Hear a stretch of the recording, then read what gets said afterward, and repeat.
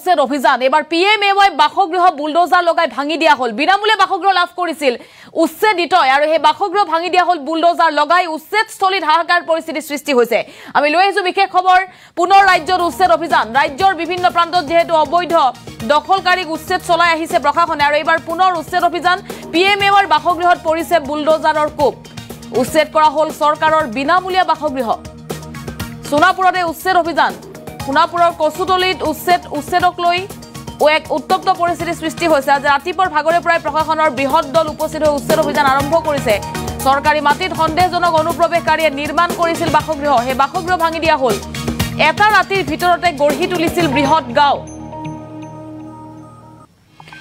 আৰু হে গাঁৱত চলা হৈছে উচ্ছেদ অভিযান তাৎপৰ্যপূৰ্ণ ৰূপে অবৈধ লোকে লাভ কৰিছিল সৰকাৰি বাসগৃহ অবৈধ লোকে কেনেকৈ সৰকাৰি বাসগৃহ লাভ কৰিছিল তাক লৈ এক প্ৰশ্নৰ উত্থাপন হৈছে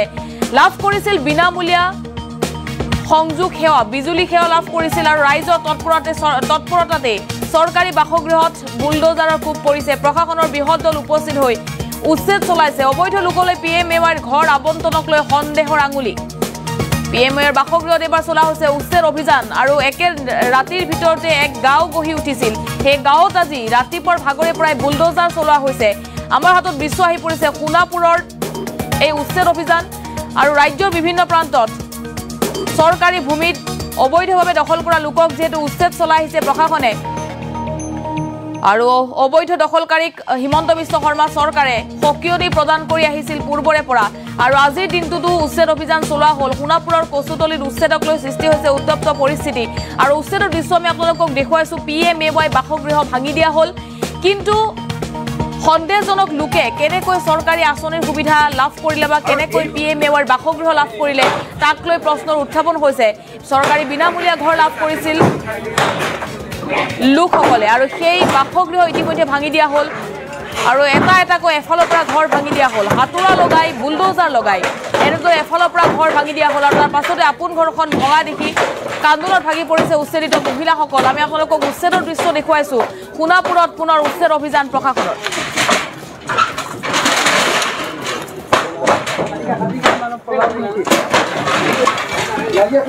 কোনোটা উচ্ছেদ চলাব লাগে যিসকল এই অঞ্চলৰ স্থানীয় ব্যক্তি নহয় এই অঞ্চলৰ খিলঞ্জীয়া ব্যক্তি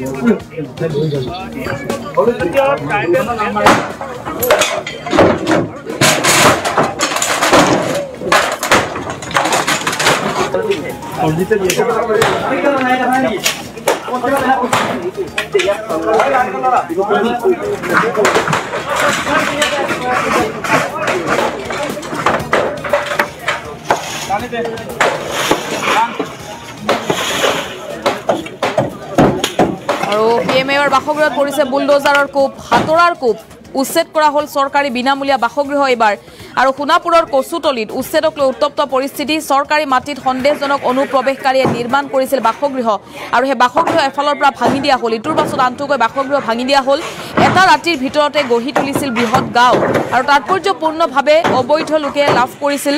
সৰকাৰি বাসগৃহ লাভ কৰিছিল বিনামূলীয়া বিজুলী সংযোগ সেৱা ৰাইজৰ তৎপৰতাতেই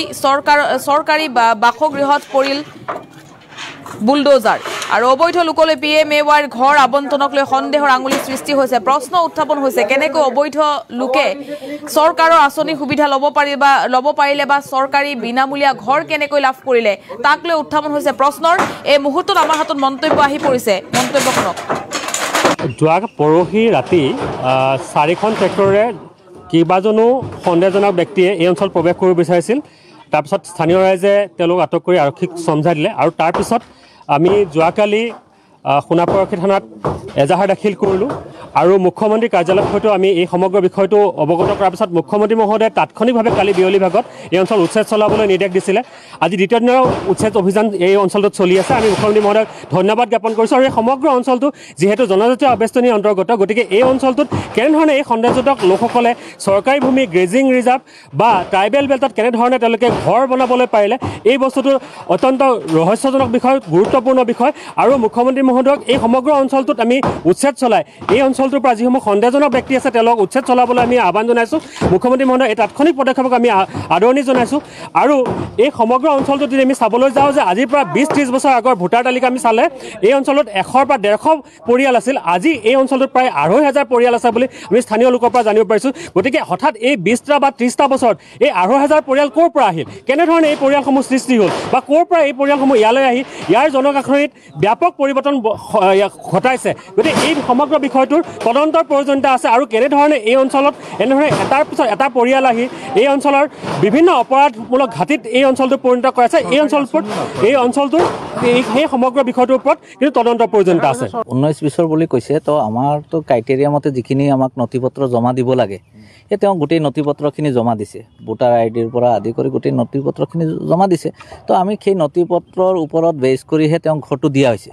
যদি তেওঁ আমাক মিছগাইড কৰিছে নথিপত্ৰখিনি ভুল তথ্য দিছে তেনেহ'লে তেওঁ আইনমতে তেওঁৰ ওপৰত বিহিত ব্যৱস্থা গ্ৰহণ কৰা হ'ব কিন্তু এজন মানুহ এটা কথা বাৰ উল্লেখ হৈ আছে যে গোটেই কষ্টলীৰ যিখিনি উচ্ছেদ হৈছে গোটেই বাংলাদেশী বুলি কিন্তু মই এইটো কথা স্পষ্টভাৱে কওঁ ইয়াতে কোনো বাংলাদেশী নাই চৰ চাপৰৰ এলেকাৰ মানুহ যিখিনি গৰাখহনীয়াৰ পৰা ভাঙি তেওঁলোকৰ থকাৰ জাগা নাই এনেকুৱা মানুহখিনিয়ে ইয়াতে আহিছে আৰু তাৰ কাৰণে মই জগৰীয়া কৰিম আমাৰ যিখিনি ট্ৰাইবেল বেল্টৰ যিখিনি মাটি আছিলে সেই মাটিৰ গৰাকীসকলে কিন্তু তেওঁলোকে মাটি বিক্ৰী কৰিছে এই মাটিখিনি গোটেই মাটিখিনি ট্ৰাইবেল বেল্টৰ এলেকাৰ ভিতৰত পৰে আৰু ইয়াৰে মাটিৰ অনাৰসমূহ আমাৰ ইয়াৰে স্থানীয় পুৰণা মানুহ মুছলিম মানুহখিনি নহয় ইয়াৰে মাটিখিনি গুমৰীয়া ডিগাৰুপাৰ এনেকুৱা বিভিন্ন ঠাইৰ মানুহখিনি ইয়াতে মাটিখিনি আছিলে তেওঁলোকে মাটিখিনি বেছি দামত বিক্ৰী কৰিছে যাৰ কাৰণে সুযোগবোৰ পাইছে আহিব লগা হৈছে কিন্তু আইনে যিটো ব্যৱস্থা লয় আমি সদায় আইন প্ৰিয় মানুহ আইনৰ আওতাত থকা মানুহ চৰকাৰী যিটো যদি কিবা চৰকাৰী নিয়ম তেওঁ উলংঘ কৰি আমাক মিছগাইড কৰিছে আজিও কথাখিনি উত্থাপন হৈছে এইটোত মানে আমি ক'বলগীয়া আছে যে ইয়াতে মানে এইটো চব গ্ৰেজিং আছিলে আচলতে এইবিলাক মানুহ নাছিলে ইয়াতে এইবিলাক চব নতুনকৈ অহা মানুহ এইবিলাক চৰকাৰে তদন্ত কৰি এইবিলাক মানে উচ্ছেদ অভিযান কণ্টিনিউ কৰিব লাগে যাতে ট্ৰাইবেল বেল্ট এণ্ড ব্লকত মাটিত কেনেকৈ মানে অন্য কাষ্টৰ মানুহে আহি মানে ৰিজাৰ্ভেশ্যন নথকা মানুহে কেনেকৈ পালে ইয়াতে আহি এইটো চৰকাৰৰ ওচৰত আমি দাবী জনাম যে কণ্টিনিউ কৰিব লাগে উচ্ছেদটো সোণাপুৰ ৰাজহ চক্ৰৰ অন্তৰ্গত কুচুতলি পথাৰত যি উচ্ছেদ অভিযান চলিছে সঁচাকৈ আদৰণীয় পদক্ষেপ চৰকাৰক এই ক্ষেত্ৰত আমি ধন্যবাদ জ্ঞাপন কৰিছোঁ কাৰণ এই উচ্ছেদৰ দাবী হৈছে আমাৰ দীৰ্ঘদিনীয়া দাবী আছিলে আমাৰ ডিমৰীয়া জনজাতীয় দল সংগঠন তথা ডিমৰীয়া ৰাইজৰ আৰু ইয়াত যিখিনি আমি দেখিছোঁ যে চৰণীয়া পথাৰত গ্ৰেজিং ৰিজাৰ্ভত কেনেকৈ প্ৰধানমন্ত্ৰী আৱাস যোজনাৰ যি চৰকাৰী এই গৃহৰ পৰা বা বিজুলী সংযোগৰ পৰা যিবোৰ দেখিছোঁ ইয়াত সেই ক্ষেত্ৰত প্ৰশাসনক এটাই অনুৰোধ জনাওঁ যে অসম ভূমি ৰাজহ আইনৰ অধীনত দখল অধ্যায়ৰ অধীনত ইয়াত চৰণীয়া পথাৰত বেদখল মুক্ত কৰিব লাগে আৰু যিসকল ইয়াত সন্দেহযুক্ত নাগৰিক আছে কেৱল 3-4জনকে নহয় যিসকলৰ ইয়াৰ যোগ্যতা নাই বেল এণ্ড ব্লকত যোগ্যতা নাই সকলোকে ইয়াৰ পৰা উচ্ছেদ কৰিব লাগে বুলি মই দাবী জনাইছোঁ ডিমৰীয়াত এইটো এটা প্ৰথম মানে হয়তো কাৰ্যসূচী হ'ব চৰকাৰে যি আমাৰ দাবীৰ প্ৰতি সন্মান জনায় যিটো উচ্ছেদৰ কাৰ্য চলাইছে তাৰ কাৰণে আমি চৰকাৰক ধন্যবাদ জনাইছোঁ কিন্তু কথা হৈছে যে চৰকাৰক ধন্যবাদ জনাই পেলাই ইমানতে শান্ত থাকিব বিচৰা নাই বা নাম মাত্ৰ উচ্ছেদ কৰিলে নহ'ব এই প্ৰকৃত অৰ্থত যিসকল ইয়াত সন্দেহযুক্ত মানুহ ইয়ালৈ মানে আহিছে প্ৰৱজিত হৈছে তেওঁলোকে নিজাকৈ ঘৰ বনাইছে